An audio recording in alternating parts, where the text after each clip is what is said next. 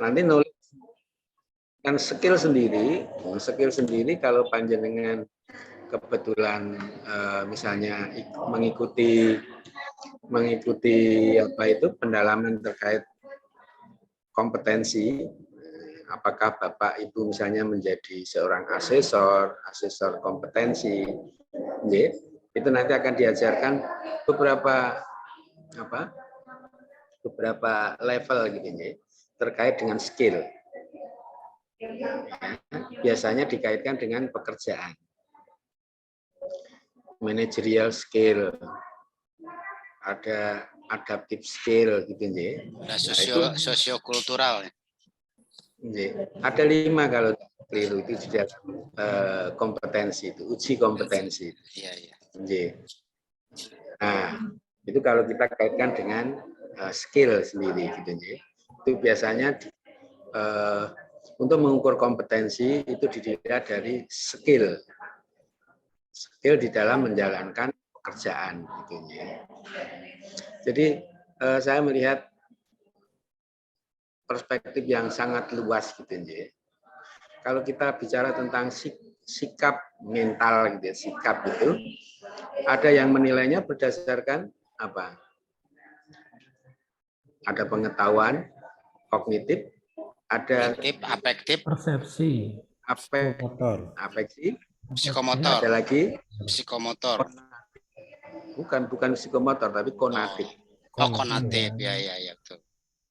Kalau psikomotor itu terkait dengan keterampilan. Ya, keterampilan. Kalau ini kecenderungan bertindak. Jadi belum ada tindakan, tapi kecenderungannya gitu. Jadi ini juga sebagai aspek tersendiri gitu ya. Kemudian ada juga yang menilai berdasarkan jadi perilaku itu dilihat dari 2 hal. Respon yang kan perilaku itu wujud sebagai responnya. Perwujudan dari respon. Misalnya perilaku yang tertutup artinya tidak bisa dilihat, ada perilaku yang bisa dilihat. Maka sering disebut cover dan overt. Cover dan overt. Kalau cover itu bisa terlihat. Jadi respon masyarakat, respon individu maupun masyarakat itu bisa terbuka, bisa tertutup gitu ya. Kalau respon tertutup bisa bentuk opini, pendapat gitu ya. Tetapi kalau respon terbuka bisa dilihat dari bagaimana dia melakukan tindakan. Oke. Jadi itu semua menjadi sesuatu yang bisa kita pelajari. Tentunya kita harus mendasarkan pada teori-teori yang ada gitu ya. Jadi tidak semua harus bunyinya sesuai judul disertasi panjenengan itu bunyinya perilaku gitu ya. Tidak harus seperti itu, sehingga silakan panjenengan bisa menggunakan konsep yang lebih spesifik gitu ya. Konsep yang lebih spesifik sehingga kajian kita itu juga semakin spesifik gitu. Jadi kalau spesifik memang tuntutannya menjadi lebih detail, menjadi semakin semakin sempit gitu ya, tetapi memiliki kedalaman. Ada kedalaman di sana. Jadi kalau penelitian terbatas misalnya yang teman-teman di Promkes itu penelitian tentang perilaku sehat gitu ya. Itu kan sudah umum sekali gitu ya. Perilaku sehat umum sekali. Nah, maka kalau kita ingin mengkaji sesuatu, ya, kenapa ini kok enggak sukses, kenapa ini kok ada permasalahan dan sebagainya, maka Bapak Ibu harus lebih mengkaji lebih spesifik ini, apanya yang bermasalah, apanya sebenarnya. Nah, tentunya disinilah nanti apa itu kajian satu orang dengan orang yang lain itu tentunya akan berbeda-beda. Nah, di sini nih nanti kita akan membahas siapa yang presentasi. Yang presentasi? Pak Dion, Pak Dion. Saya Pak Sabda yang SDMJ. Jadi, Pak Dion sampai seberapa panjenengan mampu menggali gitu ya terkait dengan perspektif kualitas SDM itu. Ya. Jadi kalau di dalam pekerjaan ya di kantor di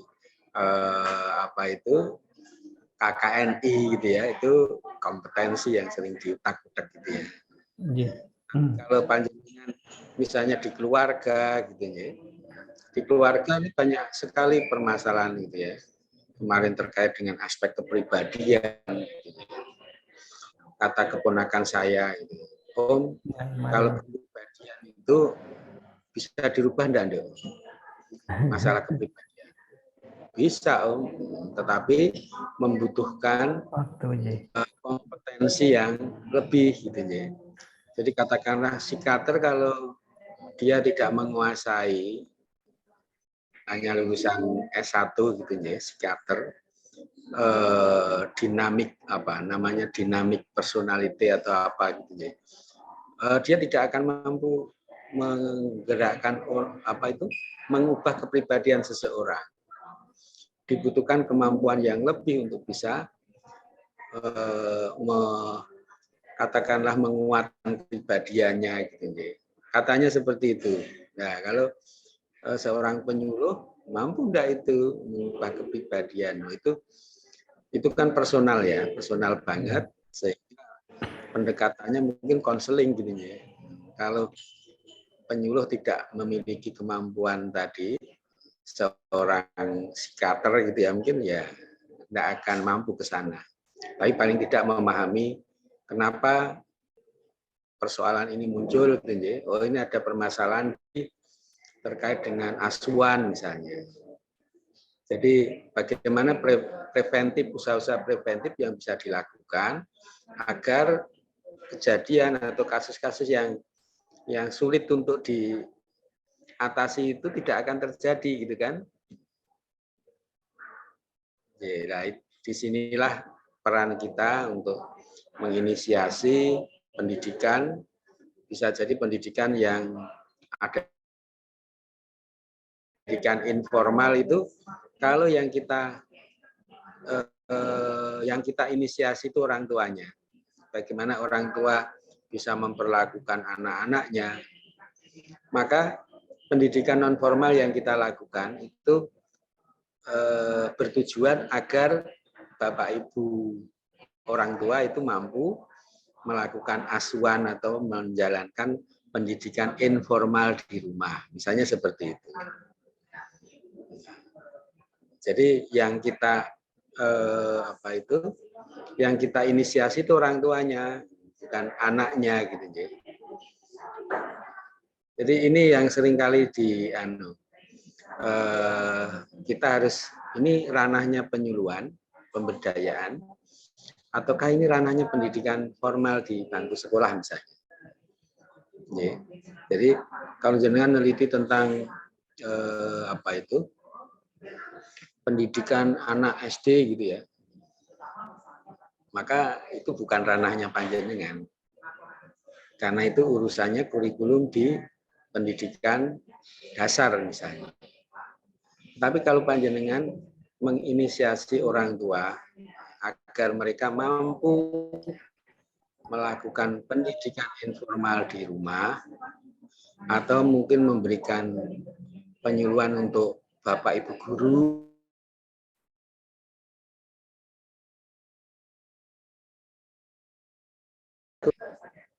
itu jadi bedanya ya. Sekali kita juga misalnya dulu ada yang meneliti tentang ini komite sekolah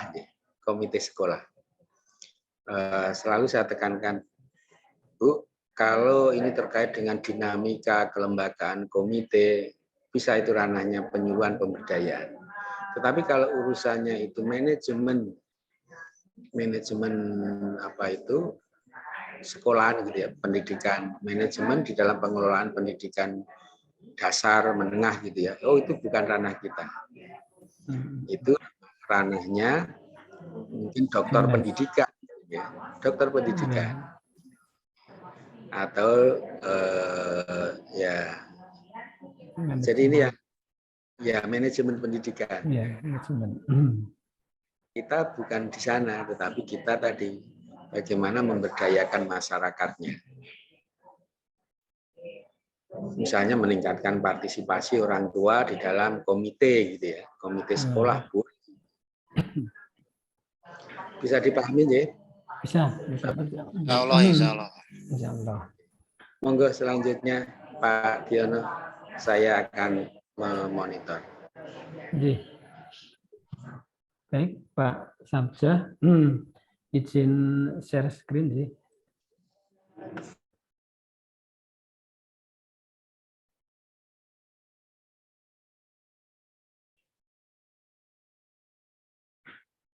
Baik, Bismillahirrahmanirrahim. Assalamualaikum warahmatullahi wabarakatuh. Terima kasih Pak Samjah. Selamat siang teman-teman semuanya. Pada siang hari ini saya akan mencoba untuk mempresentasikan terkait dengan bahan perkuliahan atau bahan diskusi yang kemarin sudah dibagi. Saya kebagian yaitu tentang ini sumber daya manusia dalam perspektif penyuluhan. Tentunya apa yang akan saya presentasikan masih sangat jauh dari sempurna, masih sangat kurang. Untuk itu nanti tentunya dibutuhkan diskusi dan sebagainya, ya terutama untuk bisa lebih memperjelas saya terkait dengan apa yang dimaksud dengan sumber daya manusia dalam perspektif penyuluhan, karena ini tentunya menjadi suatu bahasan yang cukup novelty, cukup baru terkait dengan apa namanya itu pemberdayaan manusia atau terkait dengan ini program saya terutama ya. Kalau kita bicara tentang sumber daya manusia dalam perspektif penyuluhan, itu dari beberapa sumber yang saya baca, bahwa dalam konteks sumber daya manusia dan juga penyuluhan perlu dipahami terlebih dahulu, yaitu frase atau kata-kata kunci terkait dengan apa itu yang dimaksud dengan dua hal tadi. Yang pertama adalah tentang SDM atau sumber daya manusia. Dari beberapa referensi yang saya baca bahwa ada beberapa istilah yang hampir sama terkait dengan SDM ini. Yang pertama adalah SDM sendiri yang disingkat dengan sumber daya manusia. Dari situ ternyata punya definisi, yaitu bahwa SDM adalah individu yang beroperasi dan menjadi bagian suatu industri atau institusi yang mana pada umumnya dikenal sebagai karyawan, pegawai, tenaga kerja, pekerja, buruh, dan lain sebagainya. Tentunya ini kalau dikaitkan dengan penyuluhan, ini penting dipahami bahwa dalam program ataupun dalam institusi yang menyelenggarakan suatu penyuluhan, tentunya ada individu yang beroperasi atau menjadi bagian dari suatu program tersebut. Ini yang disebut dengan SDM itu sendiri. Kemudian dikenal juga ada istilah MSDM. Ini sesuatu yang baru, mari saya baca-baca dari referensi yang diberikan oleh Pak Sabja itu, ada konteks yaitu MSDM, ya, singkatan dari manajemen sumber daya manusia. Jadi istilah ini adalah suatu frasa atau istilah yang digunakan untuk menggambarkan suatu sistem formil tentang bagaimana mengelola SDM atau personil di atas tadi dalam suatu organisasi atau perusahaan. Ini. Kemudian juga ada frasa lain yang disebut dengan HR atau Human Resource. Nah, ini dikenal juga dalam konsep SDM dan juga manajemen SDM, yaitu yang dimaksud dengan human resource adalah divisi di perusahaan yang bertugas untuk mencari, merekrut, memberikan pelatihan pada para karyawan, termasuk penggajian hingga mengurus semua keperluan administrasi terkait dengan karyawan. Ini dikenal dengan istilah yaitu human resource. Kemudian ada juga yang dimaksud dengan HRD. Kita mungkin pernah mendengar juga dalam konsep SDM di suatu institusi atau organisasi ada namanya HRD, yaitu Human Resource Department. Merupakan sebuah bagian dari sebuah perusahaan yang bertugas untuk mengembangkan dan mengelola sumber daya manusia karyawan. Ini ternyata kalau kita lihat dari definisinya hampir mirip dengan yang HR tadi ya, Human Resource. Nah, dalam konteks pembahasan SDM di dalam perspektif penyuluhan, tentunya kata-kata atau frase-frase ini perlu dipahami terlebih dahulu. Kemudian yang kedua adalah kata kunci pembahasan yang terkait dengan penyuluhan. Ya.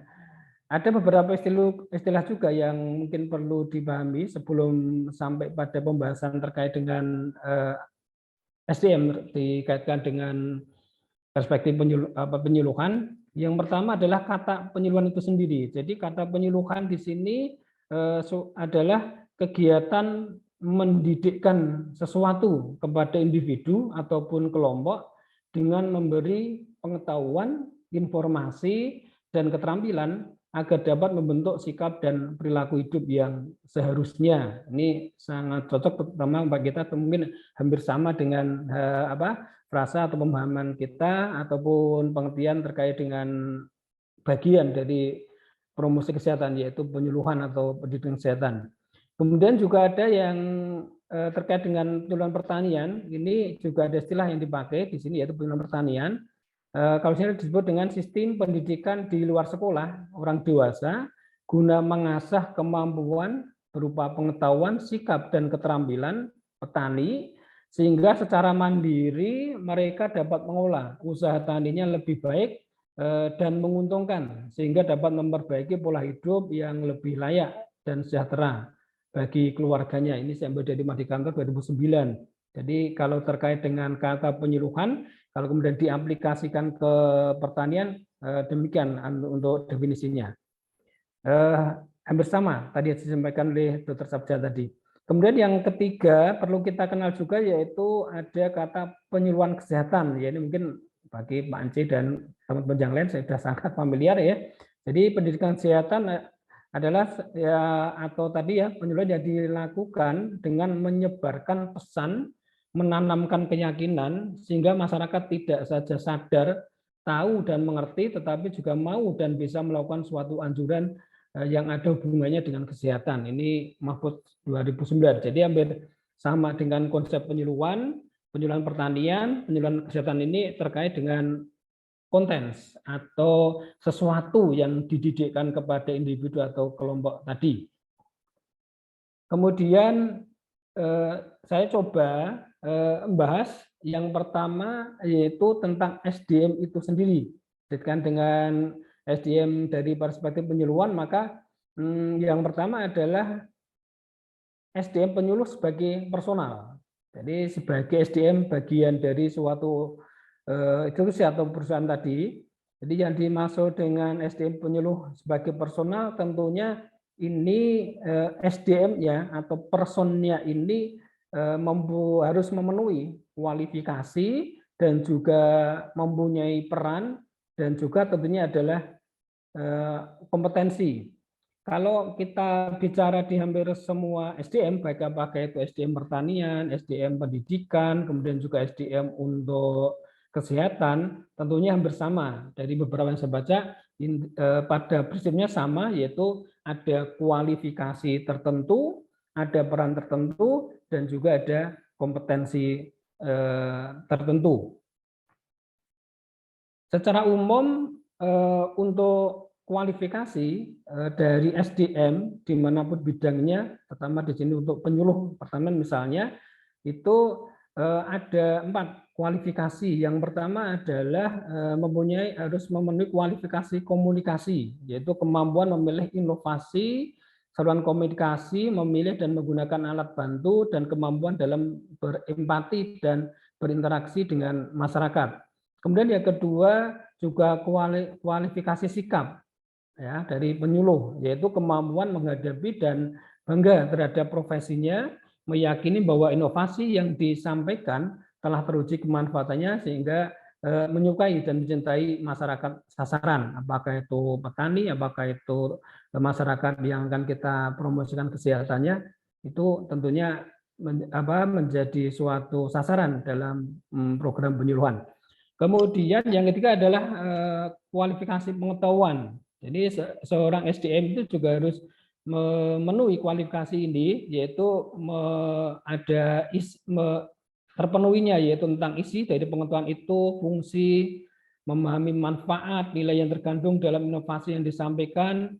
Kemudian ini yang menarik adalah bahwa latar belakang dan keadaan masyarakat sasarannya segala sesuatu yang menyebabkan masyarakat suka atau tidak suka untuk menjadi adanya perubahan. Ini perlu dikuasai atau istilahnya seorang SDM penyuluhan perlu memenuhi kualifikasi ini. Yang keempat adalah kualifikasi sosial, yaitu sebaiknya yang mempunyai latar belakang sosial budaya yang sesuai dengan keadaan sosial budaya masyarakat sasaran. Intinya bahwa jika itu misalnya yang akan disasar adalah petani, berarti kualifikasinya penyuluhnya juga punya background pertanian. Kalau itu peternakan juga sama. Kalau itu misalnya kesehatan, bidan, perawat yang lain, tentunya kualifikasi yang personal yang akan memberikan penyuluhan sama dengan latar belakang atau background dari masyarakat yang akan disuruh atau tujuan yang akan dicapai. Selanjutnya adalah peran dari penyuluh itu secara umum dari semua bidang hampir sama, yaitu bahwa seorang penyuluh itu harus mampu memerankan diri sebagai guru yang harus berperan untuk mengubah perilaku masyarakat sasaran dan dapat menimbulkan perubahan-perubahan, terutama dalam pengetahuan, kecakapan, dan sikap masyarakat sasaran agar lebih terarah dalam usahanya. Kemudian juga peran sebagai penganalisa, yaitu selalu melakukan pengamatan terhadap keadaan sumber daya, alam, perilaku masyarakat, kemampuan daerah, dan sebagainya. Kemudian yang ketiga adalah peran sebagai penasihat. Nah, kadang memang seorang penyuluh itu juga diharapkan mampu berperan sebagai seorang penasihat, di mana masyarakat sasaran itu mampu untuk memilih alternatif perubahan yang paling tepat bagi kebutuhan masyarakat itu sendiri. Kemudian yang keempat adalah seorang penyuluh juga mempunyai peran sebagai organisator, yaitu mampu menjalin hubungan baik dengan segenap lapisan masyarakat, terutama tokoh-tokohnya, dan juga menumbuhkan kesadaran dan menggerakkan partisipasi masyarakat sasaran. Ini adalah peran penyuluh secara umum. Kemudian seorang penyuluh secara SDM tadi, personel tadi, itu tentunya juga harus mempunyai kompetensi. Tadi juga disinggung oleh Dr. Sabja bahwa seseorang itu dimanapun profesinya, termasuk penyuluh, maka dalam bekerja itu diharapkan punya kompetensi-kompetensi tertentu. Misalnya sebagai penyuluh di sini adalah harus mempunyai kompetensi administrasi yang mampu merumuskan tujuan, kerjasama antar staf, pengelolaan waktu, pengembangan potensi kepemimpinan, dan pengembangan kemampuan diri dan staf. Kemudian juga kompetensi perencanaan program, di mana mampu di sini adalah dalam penentuan kebutuhan sasaran atau klien yang akan dituju, apakah itu tadi petani, masyarakat umum gitu ya, atau mungkin tadi untuk hal kesehatan. Termasuk juga harus dalam hal program ini, tujuan dari program kesehatan misalnya, identifikasi potensi sumber daya yang ada, perencanaan program, pengembangan jadwal kegiatan penyuluhan. Itu seorang SDM penyuluh diharapkan mampu atau kompeten dalam hal tersebut. Kemudian juga seorang sumber daya atau personel dalam penyuluhan atau penyuluh itu harus kompeten dalam hal pelaksanaan program, yaitu mulai dari kepemimpinan, pengembangan hubungan kerjasama dengan sasaran dan lain sebagainya. Kemudian juga kompetensi pengajaran, ya ini yang tentunya intinya di situ, yaitu mampu mengembangkan perencanaan pengajaran mulai dari penyajian informasi yang menarik, yang kemudian komunikatif, kemudian juga bimbingan atau konseling, kemudian juga kunjungan lapangan dan pelatihan. Ini tentunya menjadi kompetensi yang harus ada pada seorang penyuluh. Kemudian juga ada kompetensi komunikasi, ya, ada kompetensi untuk pemahaman perilaku manusia. Kemudian yang tujuh adalah kompetensi dalam hal profesionalisme, yaitu seorang penyuluh diharapkan juga mampu mengidentifikasi peluang untuk peningkatan profesionalismenya, yaitu membangun integritas, kepribadian dan moral, kemudian juga membangun integritas intelektualnya. Kemudian juga terakhir adalah untuk kompetensi evaluasi, yaitu melakukan penilaian keberhasilan program melalui pengembangan penelitian dan melakukan tindak lanjut dari hasil program yang telah dilaksanakan dan dievaluasi. Untuk selanjutnya yaitu seorang penyuluh itu tentunya secara SDM, secara personal itu diharapkan adalah penyuluh yang profesional. Saya ambil dari beberapa referensi, kata profesional itu mempunyai makna, yaitu benar-benar melakukan pekerjaan atau profesinya secara benar. Jadi seorang yang dikatakan profesional, kita sering dengar, ya, itu misalnya peneliti profesional, perawat profesional, promotor kesehatan yang profesional, itu kalau saya simpulkan di sini bahwa kata profesional adalah ada dua frase. Yang pertama yaitu benar-benar. Jadi kata benar-benar di sini adalah bahwa seseorang yang profesional dalam melakukan pekerjaannya itu dalam melakukannya harus dengan benar-benar. Ini adalah afektif, yaitu dengan kesungguhan, sepenuh hati, dari istilahnya dari hati, yang paling benar dari bekerja dengan hati. Itu jadi seorang yang profesional dalam melaksanakan tugas atau pekerjaannya, termasuk penyuluh tadi, maka harus bekerja secara ini sungguh-sungguh, sepenuh hati, tidak setengah hati. Jadi kalau masih setengah hati berarti tidak profesional. Kemudian selain dalam melakukan penyuluhan atau SDM tadi dalam melakukan pekerja sebagai penyuluh itu harus sungguh-sungguh, ini dalam kata atau frase profesional juga harus melakukan secara benar. Secara benar di sini adalah harus sesuai dengan wewenang, harus sesuai dengan kompetensi, harus sesuai dengan regulasi yang telah diatur dalam perundang-undangan atau dalam sistem yang ada di masyarakat atau yang ada di pemerintahan. Intinya adalah bahwa seorang SDM secara personal itu diharapkan adalah SDM yang profesional, yaitu yang mampu melaksanakan pekerjaannya itu dengan sungguh-sungguh, tapi juga tidak melanggar hukum atau aturan yang sudah ditetapkan. Nah, terkait dengan tersebut, maka seorang penyuluh itu secara profesional diharapkan juga mempunyai pemahaman terhadap substansi yang akan disuluhkan. Ini saya kira sangat jelas sekali bahwa apa yang akan disampaikan itu tentunya harus dipahami oleh si penyuluh secara personal atau SDM tadi.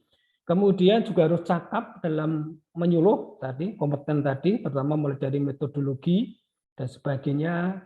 Kemudian juga harus mempunyai berkepribadian baik. Dari situ maka sesuai dengan tadi bahwa seorang penyuluh profesional memang selain pandai, pintar, cakap, itu pribadi juga baik, itu juga harus sesuai atau melengkapi syarat-syarat. Jika memang seorang penyuluh harus dibutuhkan mempunyai syarat-syarat tertentu, misalnya harus punya sertifikasi, harus punya sertifikat dan sebagainya. Kemudian ada juga batasan lain bahwa seorang penyuluh profesional itu disebut sebagai suatu profesi itu apabila pekerjaan tadi itu mempunyai keahlian yang bersifat khusus. Jadi kalau misalnya penyuluh kesehatan atau penyuluh pertanian itu akan diakui atau akan disebut sebagai suatu profesi atau suatu yang profesional apabila pekerjaan tadi itu dibutuhkan keahlian yang bersifat khusus. Artinya untuk syarat menjadi suatu profesi itu memang dibutuhkan yang pertama keahlian yang khusus, yang orang lain yang tidak mempunyai background atau pendidikan di luar itu dia tidak mampu melakukan hal tersebut. Kemudian ada syarat juga yaitu tingkat pendidikan yang minimal atau ada standar pendidikan seperti itu. Jadi misalnya kalau sebagai penyuluh pertanian mungkin ada syaratnya, misalnya harus misalnya diploma 3 dan sebagainya. Kalau misalnya perawat itu harus minimal diploma 3, bidan harus sekarang misalnya harus D4. Nah, itu mempunyai syarat tingkat pendidikan yang standar. Kemudian juga mempunyai syarat yaitu sertifikat keahlian. Nah, jika terpenuhi syarat-syarat ini, maka seorang personal atau SDM tadi atau pekerjaannya akan diakui sebagai suatu profesi. Saya membaca dari kaitan dengan ini bahwa jika suatu pekerjaan itu oleh pemerintah itu diakui sebagai suatu profesi, maka ini akan mendapat hak yaitu yang namanya tunjangan profesi. Nah, kalau ada beberapa pekerjaan juga yang ternyata belum oleh pemerintah belum diakui atau secara regulasi belum diakui sebagai suatu profesi karena memang tidak memenuhi syarat-syarat sebagai suatu profesi. Itu adalah gambaran terkait dengan SDM dilihat dari atau berdasarkan perspektif dari penyuluhan. Jadi ada dua hal utama. Yang pertama adalah SDM sebagai personal atau karyawan tadi.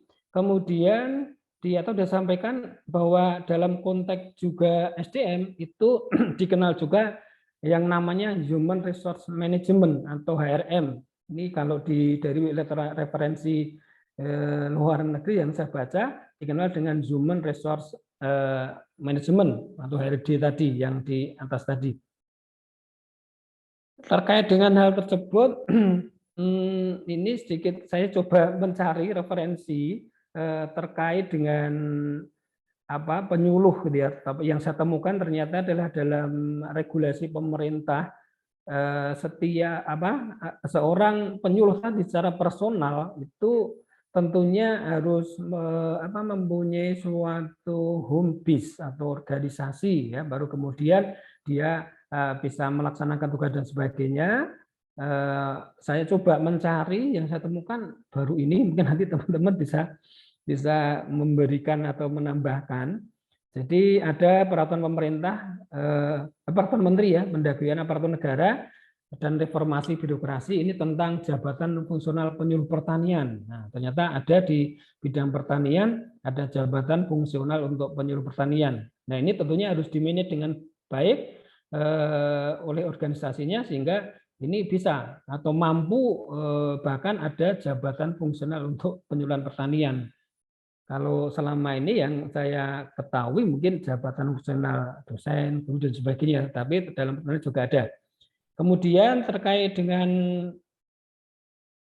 ini kategori dan jenjang jabatan fungsional penyuluh pertanian tadi ternyata juga hampir sama dengan dalam bidang kesehatan ada penyuluh pertanian terampil. Kalau yang saya baca di kesehatan ada penyuluh misalnya perawat terampil, perawat mahir dan seterusnya, ini hampir sama. Jadi ada penyuluh pertanian terampil, mahir, penyelia, dan juga penyuluh pertanian ahli pertama dan seterusnya. Ini ada.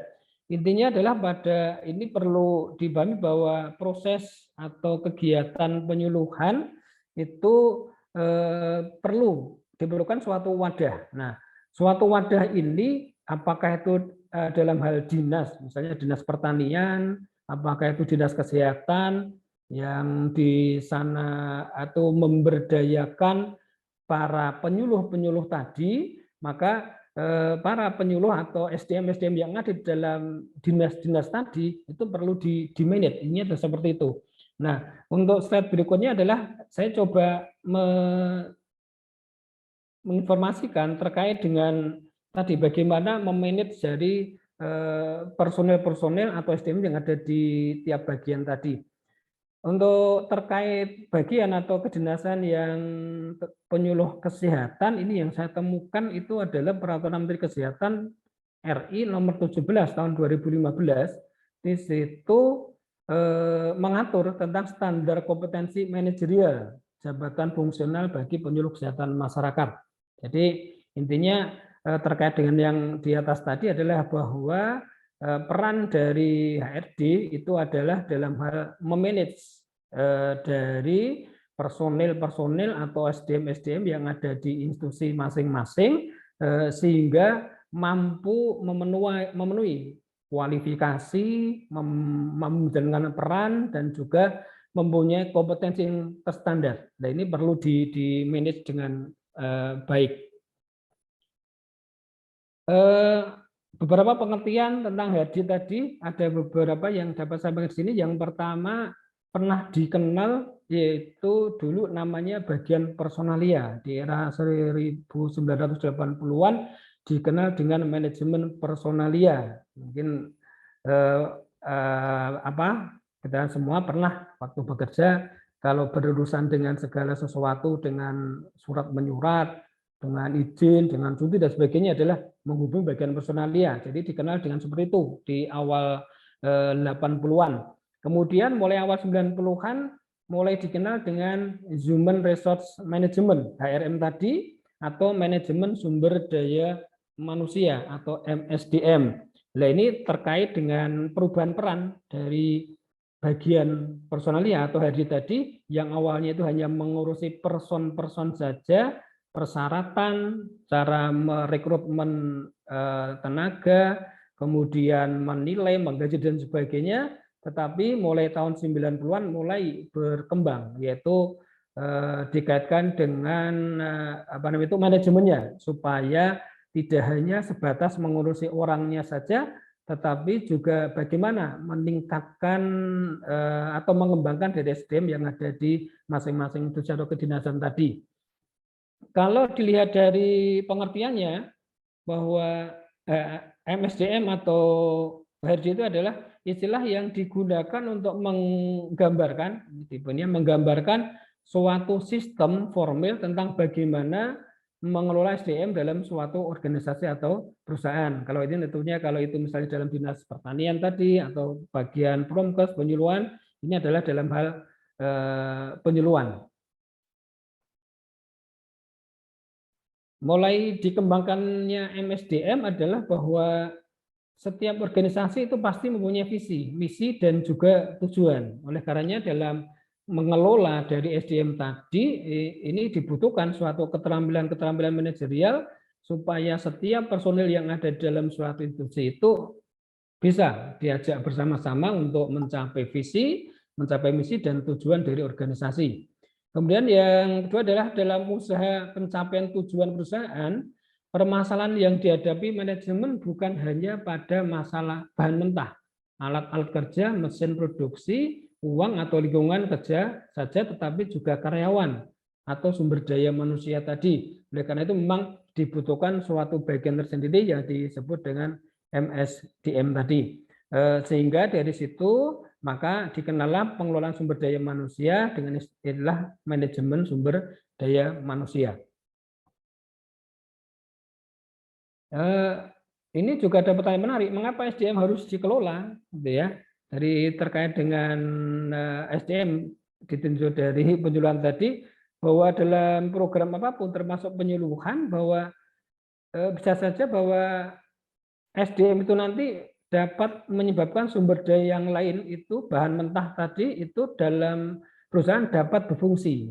Jadi di suatu perusahaan atau organisasi kadang ada alat atau mungkin ada bahan, ada sarana prasarana yang itu kalau tidak ada SDM tidak bisa berfungsi, maka tetap dibutuhkan SDM, termasuk juga dalam penyuluhan tadi. Kemudian yang kedua adalah SDM dapat menciptakan efisiensi, efektivitas, dan produktivitas perusahaan atau organisasi atau program. Jadi jika suatu perusahaan atau suatu institusi kedinasan tadi mempunyai SDM yang memenuhi kualifikasi, mempunyai kompetensi yang diharapkan, maka mampu menciptakan efisiensi, efektivitas dan produktivitas yang diharapkan. Sebaliknya jika dalam pengelolaan SDM itu atau SDM yang ada dalam suatu perusahaan itu tidak sesuai dengan kualifikasinya, tidak sesuai dengan kompetensinya, tentunya akan berkebalikan dengan hal ini. Mungkin akan terjadi malefisiensi, tidak efektif, kemudian produktivitas juga akan menurun. Kemudian yang ketiga adalah melalui MSDM yang efektif itu mengharuskan manajer atau pimpinan menemukan cara terbaik dalam mendayagunakan orang yang ada dalam lingkungan perusahaannya agar tujuan-tujuan yang diinginkan dapat tercapai. Jadi dengan adanya bidang ini dalam suatu perusahaan maka akan mampu menciptakan lingkungan perusahaan yang istilahnya sesuai atau kondusif untuk mencapai tujuan-tujuan diinginkan oleh perusahaan. Dapat saya sampaikan di sini, ini secara umum saja mungkin yaitu terkait dengan kegiatan manajemen sumber daya manusia. Dari fungsi-fungsi manajemen tentunya ada kegiatan perencanaan, yaitu menentukan tujuan standar, menetapkan sistem dan prosedur, kemudian menetapkan rencana atau proyeksi untuk masa depan. Kemudian dalam pengorganisasian, itu memberikan tugas khusus kepada setiap SDM, membangun divisi departemen, mendelegasikan wewenang kepada SDM, menetapkan analisis pekerjaan atau analisis jabatan yang sesuai, kemudian membangun komunikasi, kemudian juga mengkoordinasikan kerja antar atasan dengan bawahan.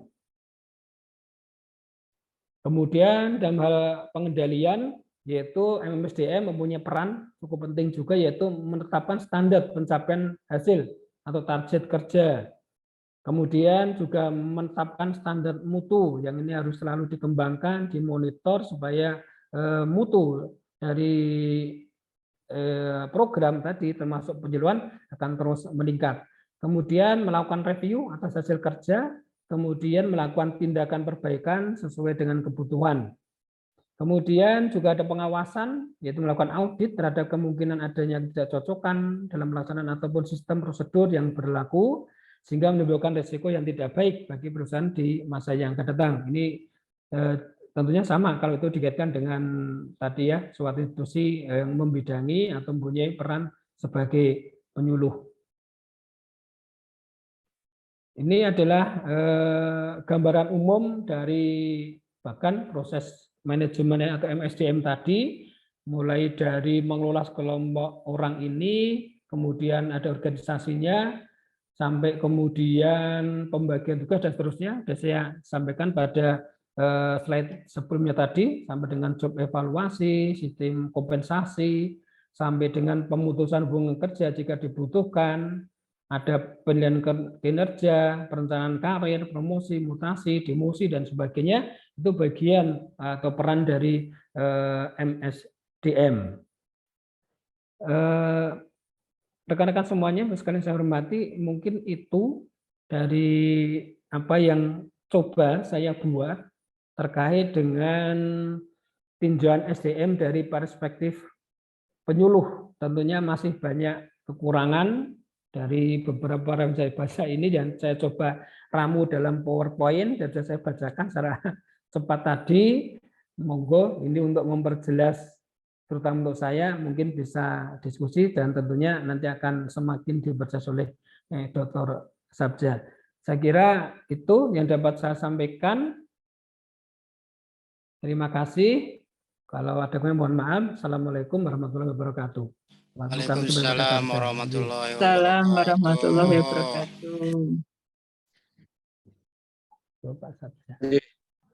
Sudah cukup banyak, tetapi memang ini perspektifnya luas sekali ya. Tadi sudah dikaitkan dengan aspek di manajemen. Manajemen biasanya konteksnya dalam suatu organisasi kan. Bapak Ibu yang lain silakan didiskusikan. Terima kasih Pak Sabja. Boleh saya Pak Dion? Monggo Pak Indri. Ya, terima kasih atas kesempatan yang telah diberikan. Sharing aja Pak Dion. Ini terkait SDM ini, sumber daya manusia ini ya yang dijelaskan oleh Pak Dion tentang penyuluhan. Ini ada terkait apa itu HRD. HRD itu kalau saya baca di suatu apa itu buku, dan suatu ini bukan Human Resource Department tapi Human Resource Development. Ya. Itu istilah itu sebenarnya bukan hanya sembarang istilah, karena ada dampak terhadap pengelolaan SDM. Kalau yang saya ketahui bahwa human resource dengan human resource development itu bedanya adalah kalau human resource itu menganggap bahwa sumber daya manusia itu adalah merupakan suatu aset. Kalau dalam bidang manajemen, aset itu lama-kelamaan kan akan habis, dan diberdayakan untuk tujuan organisasi. Kalau aset itu, kalau dalam keuangan kan adanya di dalam laporan keuangan itu kan ada kalau dalam neraca itu kan ada di dalam aktiva gitu, seperti itu. Beda dengan human resource development. Kenapa bukan departemen? Karena development itu menganggap bahwa sumber daya manusia itu adalah suatu modal atau kapital. Jadi masuknya adalah sesuatu yang dapat bukan hanya untuk mencapai tujuan organisasi digunakan sumber daya manusia, tapi sumber daya manusia itu mempunyai value added untuk orang itu, orang sumber daya manusianya itu ada penambahan nilai gitu. Maksudnya dia itu ada penambahan pengalaman, terus kemudian ada penambahan kompetensi dalam ikut serta dalam mencapai tujuan organisasi tersebut. Itu bedanya human resource sebagai aset dan human resource development sebagai kapital. Jadi ini mungkin ini sharing aja ya. Saya juga sama ini cuma ini dampak terhadap apa istilah yang Pak Dion, makanya itu agak bingung apa bedanya sih HR sama HRD, karena ini sama-sama hanya tambah departemen aja kan, hanya bagian aja, padahal sebenarnya human resource development gitu. Ya. Itu aja mungkin Pak Dion. Terus yang kedua adalah terkait ini Pak, terkait apa bedanya sih kualifikasi dengan kompetensi. Nah itu perlu ini saya juga sempat bingung gitu. Itu mungkin dari pendapat yang lain nanti bisa ditambahkan sih bedanya apa sih kualifikasi dan kompetensi gitu. Karena seolah-olah seperti sama gitu kan, kualifikasi sebagai seorang penyuluh, kualifikasi kompetensi seorang penyuluh gitu kan. Ini kan sebenarnya kalau kita baca lebih lanjut lagi kan kualifikasi itu kan biasanya dibutuhkan untuk menduduki suatu jabatan-jabatan tertentu. Misalnya penyuluh kesehatan kualifikasinya dalam misalnya pendidikannya, dia mempunyai pendidikan atau keahlian dalam bidang, misalnya pertama dari pendidikan, misalnya dia harus harus pendidikan apa, terus kemudian dia punya keahlian komunikasi, punya keahlian apa, itu kualifikasi untuk menduduki jabatan. Kalau kompetensi yang telah disampaikan tadi oleh Pak Sabja, itu kan terkait dengan knowledge kan, skill sama attitude dan behavior itu terhadap pekerjaan yang akan kita lakukannya. Jadi makanya tadi ada kompetensi administratif. Jadi kompetensi adalah sesuatu hal yang harus dipunyai terhadap pekerjaan yang akan kita lakukan. Kalau tadi untuk menduduki jabatan tertentu itu memerlukan kualifikasi seperti itu Pak. Terus kalau dari segi kualifikasi, peran dan kompetensi itu yang paling duluan dalam pengelolaan sumber daya manusia itu untuk menentukan kualifikasi sama kompetensi kan, yang tadi saya tertarik dengan manajemen sumber daya manusia dari segi strukturnya. Jadi yang pertama kan kita lakukan job deskripsi sama job analysis. Nah, job analysis itu kan terdiri dari job description, uraian jabatan sama uraian spesifikasi. Dari job analysis sama job description muncullah yang disebut dengan tugas dan wewenang yang akan kita, sehingga kita muncul nama-nama jabatan kan, biasanya dari job analysis, dari nama-nama jabatan itu muncullah apa jabatan itu kualifikasinya. Jadi sebelum kualifikasi ditentukan, kita harus melakukan dulu perannya gitu. Peran sebagai penyuluh atau tugas dan wewenang sebagai penyuluh itu apa, baru kualifikasinya tentukan. Nah, dari itu kemudian dari situ kan muncullah uraian tugasnya, dari uraian tugas muncullah nanti kompetensi sesuai dengan uraian tugas atau uraian pekerjaannya. Jadi kalau tadi apakah berurutan atau enggak, tadi Pak Dion kan kualifikasi, peran dan kompetensi ya. Kalau lihat dari tabel ini atau dari struktur ini harusnya peran dulu muncul, baru dibuat kualifikasi gitu kan. Karena kan job analisis dulu bisa dilakukan sehingga muncul uraian jabatan sama uraian spesifikasi. sehingga nama-nama jabatan muncul. Kalau udah nama-nama jabatan muncul, muncullah kualifikasi jabatan itu. Untuk menduduki jabatan itu kualifikasinya apa sesuai uraian tugas sama uraian spesifikasinya. Dari situ baru diuraikan lagi menjadi kompetensi daripada pekerjaan-pekerjaan yang ada dalam job deskripsi sama job spesifikasi. Itu mungkin Pak dari saya dari segi ini apa tuh yang perlu didiskusikan. Ini juga baru pendapat saya aja. Terima kasih. Terima kasih Pak Anji. Ini semakin tadi saya sampaikan tadi berangkat dari apa tinjauan beberapa referensi memang maka dari awal saya paparkan dulu tentang DODO, definisi operasionalnya. Kalau saya baca SDM, HRD memang cukup banyak, tapi cukup luar biasa Pak Inci tadi masukannya untuk definisi sehingga semakin tentunya akan semakin memperjelas kebingungan saya terkait dengan apa itu SDM, apa itu HRD dan sebagainya. Juga termasuk ini ya apa kualifikasi dan kompetensi. Maka saya coba cari-cari apa sih kualifikasi dari seorang penyuluh gitu ya. Dapatnya adalah di ini tadi yang kategori jenjang jabatan fungsional ini. Ini kan masuk di kualifikasi bahwa seorang penyuluh Wartani terampil kualifikasinya apa itu ada di sini Pak Enji. Baik, matur nuwun Pak Enji, luar biasa masukannya, semakin memangkas saya. Terima kasih.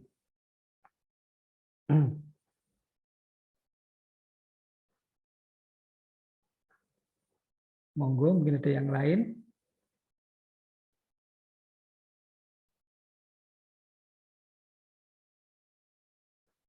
Izin bertanya Pak Diono. Monggo Ibu Is. Menarik sekali apa yang dipaparkan Diono ya, cukup detail juga. Saya ingin bertanya terkait ini Pak. Selama ini, ya ini dari sisi praktisnya ya, selama ini tenaga kesehatan lebih banyaknya itu perawat, bidan itu kan lebih sering memberikan penyuluhan kepada masyarakat. Kalau tadi yang disampaikan Pak Diono itu kan ada tersendiri ya tenaga kesehatan penyuluh kesehatan masyarakat ya Pak ya? Ya, ini saya dapat ini Bu. Ya, oke. Apa yang selama ini kita lakukan terkait dengan penyuluhan itu tadi, apakah sudah bisa disebut sebagai penyuluh profesional atau belum ya? Karena kan ya mohon maaf untuk pendidikan katakanlah bidan yang ada, terutama bidan ya Pak, sekarang saya menyorot dari sisi bidan yang ada di masyarakat itu kan sampai hari ini kan levelnya masih diploma. Sementara untuk pekerjaannya itu sudah ada penyuluhannya tadi mulai dari mengorganisir, kemudian administrasi mengorganisir, kemudian menyiapkan segala sesuatu yang berkaitan dengan penyuluhan. Nah, ini itu apakah ini sudah sesuai atau seharusnya itu ini seharusnya dilakukan oleh jenjang pendidikan yang di atasnya, ataukah itu sudah sesuai gitu. Mohon pendapat dari Pak Diono barangkali kalau yang sudah dilakukan itu apakah sudah sesuai atau belum sih seperti itu. Jadi mohon ini Pak penjelasannya Pak. Matur nuwun Bu Is. Ini Pak Ance ini profesornya ini.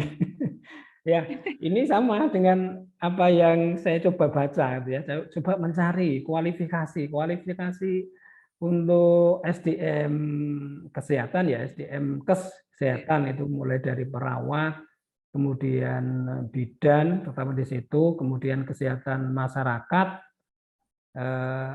promkes ada nggak ya? Saya belum tahu di promkes gitu ya. Nah, selama ini kan memang agak rancu juga ya kalau saya baca-baca. Pertama, misalnya dari profesi saya ya untuk perawat itu kan juga keluar standar kompetensi keperawatan yang dikeluarkan oleh PPNI, kemudian juga dikeluarkan oleh Kementerian Kesehatan. Di situ juga sebenarnya sudah diatur kompetensi untuk ini memberikan penyuluhan. Kalau di sana kan adanya adalah memberikan edukasi ya, nah, edukasi atau prinsipnya hampir sama sebenarnya dengan penyuluhan ini. Nah, ini tentunya menjadi suatu bahan diskusi yang menarik. Apakah kualifikasi penyuluh terutama dari tenaga kesehatan ini yang dari bidan misalnya dari perawat atau mungkin dokter ya, saya pernah juga lihat dokter itu juga pernah baca juga ada itu kompetensi untuk memberikan penyuluhan juga. Dan kalau saya lihat di rumah sakit pun dokter juga ada kewajiban harus memberikan suatu ya. penyuluhan, itu juga ada kalau di standar untuk ini, untuk apa, akreditasi rumah sakit itu. Jadi kalau seorang dokter secara personal itu belum pernah memberikan penyuluhan juga akan kurang nilainya. Jadi memang ini penyuluhannya menjadi sesuatu yang apa sangat apa namanya itu spesifik di provinsinya masing-masing, tetapi kemudian sangat general atau umum banyak dilakukan oleh banyak provinsi. Nah ini apakah ada aturan-aturan kualifikasi dari masing-masing provinsi? Saya juga masih agak bingung, maka saya coba mencari.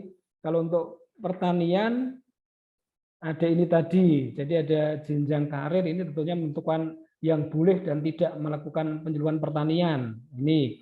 Kemudian yang di sini yang saya coba buka adalah standar kompetensi manajerial jabatan fungsional penyuluh kesehatan. Berarti kan ini untuk kesehatan masyarakat ini apakah ini bagiannya Kesmas saja atau juga bagian juga dari bidan, perawat, juga yang lain.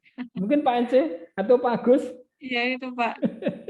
Soalnya begini Pak Diono, kadang-kadang ya kalau kita merefleksi ke belakang ya Pak. Ya. Karena penyuluhan itu kan berkaitan dengan nanti pemberdayaan juga, gitu. Ya. Apakah saya jadi bertanya-tanya begitu loh Mengenai Pak? kualitasnya apa tidak, kompeten nggak itu nanti? Iya, satu itu. Yang kedua kan impact-nya, dampaknya ya Pak. Ya. Apakah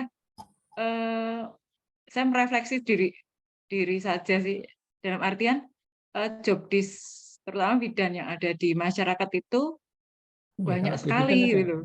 Ada nggak Bu yang secara jelas di bidan itu misalnya apa namanya itu uraian tugas atau wewenangnya gitu, memberikan penyuluhan, itu ada nggak? Nggak ada Pak, ya ada konseling itu aja. Konseling, tapi kan itu di level, ada level individu sama level komunitas saja. Cuman yang menjadi refleksi tersendiri bagi saya itu begini, jangan-jangan angka kematian ibu itu tidak turun, itu salah satu faktornya juga, bukan tidak turun ya, turun tetapi kan tetap ada ya, masih tinggi lah kan. Nah, jangan-jangan itu karena ini tadi dari aspek penyuluhan tadi, dalam artian begini, seharusnya seorang level D3 itu tidak punya apa ya, tidak punya kewenangan untuk memberikan penyuluhan di masyarakat. Seharusnya itu jabatan yang di atasnya, maksudnya satu level pendidikan yang lebih tinggi gitu loh. Sehingga apa? Karena D3 itu kan levelnya lebih ke arah operasional ya Pak ya. Seperti itu. Sehingga kemampuan dia untuk mengorganisir masyarakat, kemudian tokoh-tokoh yang ada di masyarakat itu kurang seperti itu. Apakah seperti itu atau bagaimana? Ini saya yang jadi ini Pak, apa ya, bertanya-tanya. Nanti mohon mungkin dari teman-teman mungkin bisa menjelaskan atau mungkin nanti dari Bapak Dokter saja seperti apa.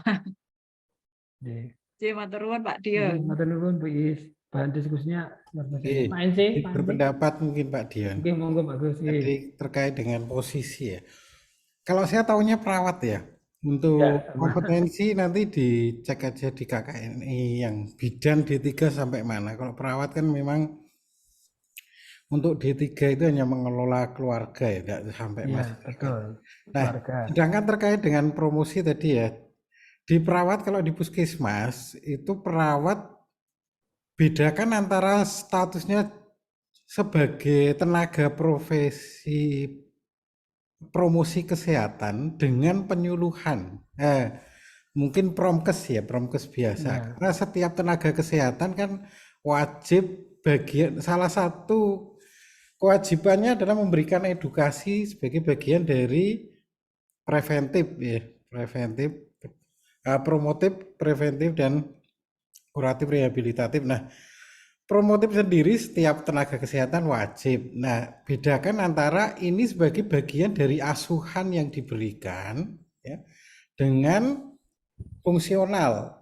Jadi kalau di puskesmas atau di dinas kesehatan, perawat yang mau sebagai tenaga promosi kesehatan, sebagai profesi ya, profesi itu jadi dia melekat pekerjaan sehari-harinya adalah tenaga promosi kesehatan di luar asuhan keperawatan tadi, maka dia harus beralih apa? Beralih perannya. Jadi dia jabatan fungsionalnya nanti dia tidak mendapatkan dari versi perawat. Misalkan kalau perawat melakukan tindakan keperawatan, maka dia mendapat jasa keperawatan, misalnya seperti itu. Ya. Ketika dia nanti mengambil profesi sebagai promosi kesehatan, dia yang tadi jabatan fungsional perawatnya tidak berlaku. Yang berlaku adalah promosi kesehatannya.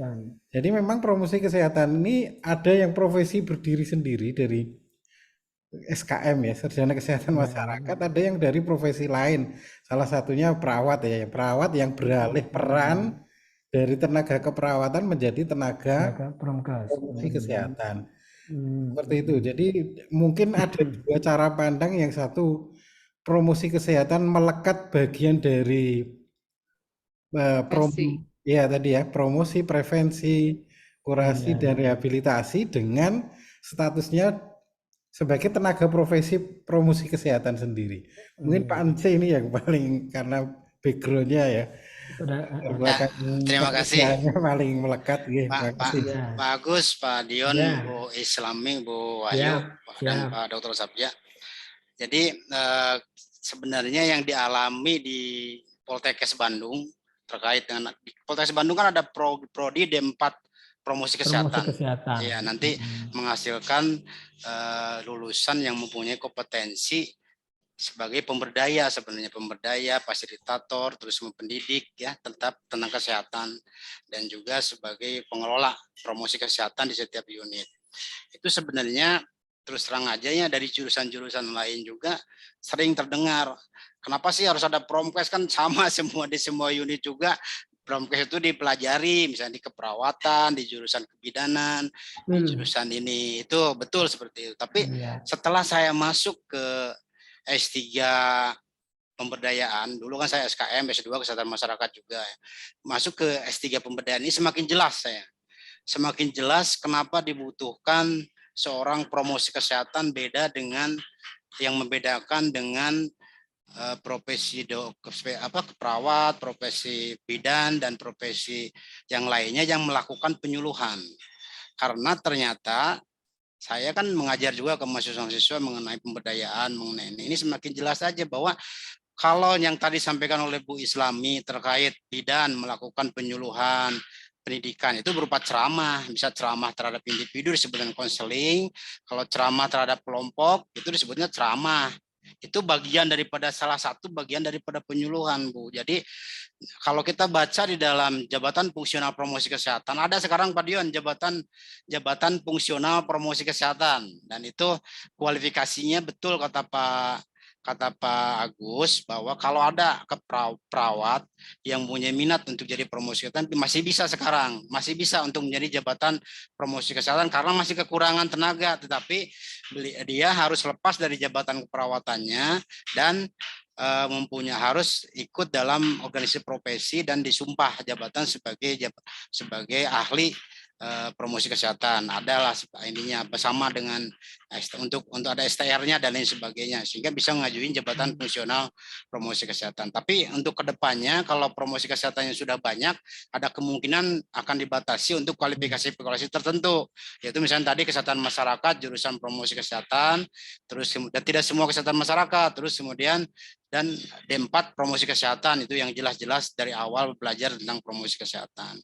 Jadi yang disampaikan oleh Bu Islami tadi beda, Bu, terkait seorang promosi kesehatan dengan seorang bidan yang melakukan penyuluhan untuk kesehatan, yaitu penyuluhan di sini hanya lebih ke arah pendidikan ataupun pemberian materi-materi tentang kepada masyarakat tentang pengetahuan tentang kesehatan, mengenai kesehatan ibu dan anak untuk bidan, terhadap ibu untuk hamil dan lain sebagainya. Tapi kalau seorang promosi kesehatan bukan hanya itu, bukan hanya pendidikan, tapi ternyata dan semakin diperkuat dengan ilmu yang saya dapatkan di sini nih, benar alhamdulillah nih saya masuk S3 pemberdayaan, jadi nggak masuk Kesmas lagi nih saya, Pak Sabja. Jadi karena ilmunya ilmu memperkuat apa yang ada di dalam prodi D4 promosi kesehatan, bahwa ternyata kalau promosi kesehatan itu bukan hanya memberikan pendidikan, ceramah, ahli dalam komunikasi, ceramah, bukan hanya ahli komunikasi dalam membuat media penyuluhan, tetapi dia harus mempunyai kemampuan mengorganisir, kemampuan memberdayakan masyarakat, sehingga terjadi perubahan perilaku yang sistematis dan berkelanjutan. Kalau kita itu lebih ke arah kelanjutannya nanti dipantau terus, Bu. Jadi kalau di puskesmas orang promosi kesehatan bukan hanya ceramah selesai, enggak, tapi kita lihat analisis di suatu kelurahan, apa sih permasalahan kesehatannya, kemudian ada penyuluhan. Kita bisa menggunakan penyuluhan ahlinya. Oh, ilmu tentang bagaimana cara, ternyata di situ banyak angka kematian ibu misalnya. Oh, ternyata memerlukan tenaga bidan untuk memberi penyuluhan. Kita boleh promosi kesehatan meminta bantuan untuk memberikan penyuluhan kepada bidan. Tapi nanti yang memantau, ada nggak perubahan perilakunya, atau ada nggak unsur-unsur lain harus melibatkan mitra lain. Itu tugasnya seorang promosi kesehatan. Itu berdasarkan yang saya baca di dalam jabatan fungsional Promkes, itu yang membedakannya seperti itu. Memang dalam ilmu itu perbedaannya tipis di mana-mana juga, apalagi ini ilmu pemberdayaan kan interdisipliner ya. Jadi nanti mungkin Bu Islami, Pak Dion sama Pak Agus nanti, atau mau Ibu Wahyu, kalau sudah jadi, atau ini yang tiga aja yang kesehatan, nanti kalau sudah jadi ini bisa memilih nih, karena kita masuk ke pemberdayaan Promkes, bisa memilih nanti Pak, apakah mumpung masih dibuka bisa sebagai promosi kesehatan, karena udah menjadi ahli, apalagi udah dokter, nanti sebagai dokter promosi kesehatan. Ya, terima kasih. Ya, nanti Kita bareng-bareng. Terima kasih Ya, Pak ya. Eze. gimana mendirikan negara sendiri ya, negara promosi kesehatan.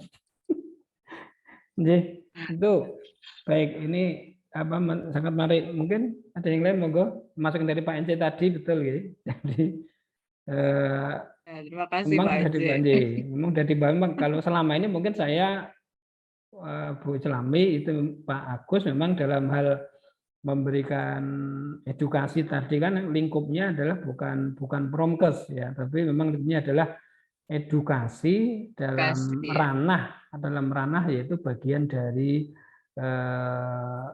rencana Profesi, ya. atau tindakan profesi kita dari asuhan tadi itu. Cuma memang kalau misalnya di kurikulum saya itu untuk perawat itu promosi kesehatan itu hanya 2 SKS sampai selesai. Ya, sama Pak. Sama gitu. Sama. Nah, ini terkait dengan ini tadi SDM penyuluh seperti itu. Nah, yang mungkin menjadi pertanyaan saya, Pak Ence, kan belum bertanya saya dengan Pak Ence. Iya, mengapa? Tadi. Kita saling bertanya, kita saling. Sambil menunggu Pak Sabza ini. Mungkin Pak Sabza ini kami diskusi ini. Tadi kan untuk Promkes itu kan ke depannya kan menjadi suatu dalam arti ya profesi tersendiri ya. Nah, itu kemudian tentunya setiap institusi kan harus tadi ada HRD yang mendevelop dari Promkes ini. Ya. Nah, selama ini kalau yang saya tahu ya di puskesmas itu ya belum ada yang mendevelop Promkesnya ini. Termasuk di tempat saya rumah sakit juga belum ada. Kira-kira bagaimana nih terkait dengan kaitan HRD tadi dikaitkan dengan jabatan fungsional ataupun profesi Promkes, Pak Andi? Iya, terima kasih Pak Dion.